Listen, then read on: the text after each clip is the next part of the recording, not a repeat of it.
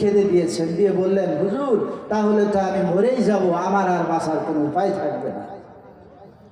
ভাইরা আমার, আল্লাহর হাবিব বললেন, আবু সাঈদ খুদরি রাদিয়াল্লাহু তাআলা আনহু, তুমি চিন্তা করো না, বরং কিয়ামতের দিন ভালো আমল এবং খারাপ আমল এই দুটো আমল নিয়ে মানুষ উঠবে, কিন্তু প্রত্যেকটা ভালো আমল মানুষ যা করেছে তার 10 গুণ করে তার হাতে ধরিয়ে দেওয়া হবে।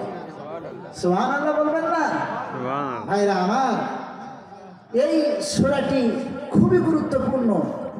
আজকে সকালবেলা 10:30টার দিকে ঢাকায় ভূমিকম্প হয়ে গেল। 6 জন এ পর্যন্ত খবরে যেটা জানতে পেরেছি, 6 জন মারা গেছে।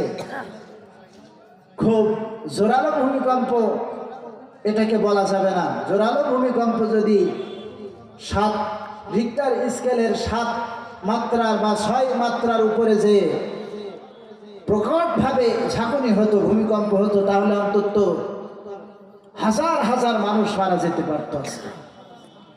আল্লাহ পাক বাংলাদেশের ইতিহাসে সর্বোচ্চ ছোট ছোট কম্পন দিয়ে, ছোট্ট ছোট্ট ভূমিকম্প দিয়ে, জলোচ্ছ্বাস দিয়ে, ঝোড়ো হাওয়া দিয়ে আল্লাহ পাক বান্দাদেরকে সতর্ক করেন, বান্দারা সতর্ক হও।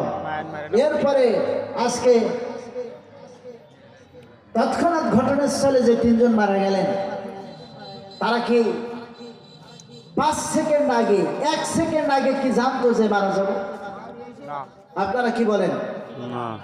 তারা জানতো না। আমার ভাইয়েরা, জাপানের টোকিওতে জলোচ্ছ্বাস এবং ভূমিকম্পে একসাথে 25,000 মানুষ মারা গিয়েছিল। ওই একই জাপানে আবার ভূমিকম্পে 40,000 মানুষ মারা গিয়েছিল। এই তো বেশি দিন না, বছর 2 হয়েছে তুরস্কে ভূমিকম্প হয়েছিল। সেই ভূমিকম্পে অন্তত 50,000-এর উপরে মানুষ মারা গিয়েছিল। দেখছেন না আপনারা টেলিভিশনে, পত্র পত্রিকায় খবরে দেখছেন কিনা?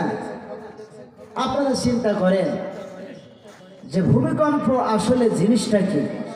সমুদ্রের ঢেউ দেখেছেন না? সমুদ্র যখন বাতাস প্রবাহিত হয় তখন ঢেউ হয়, ঢেউ উঁচু হয়, অনেক উঁচু হয়, কখনো কখনো 20 ফুট 30 ফুট এরকম উঁচু হয়ে ঢেউ হয়। সমুদ্রে যেরকম ঢেউ হয়, জমিনের মধ্যে এরকম ঢেউ সৃষ্টি হয়, মাটির ভিতরে ঢেউ সৃষ্টি হয়। বালাখানাগুলি সব ভেঙে তছনছ হয়ে যায়।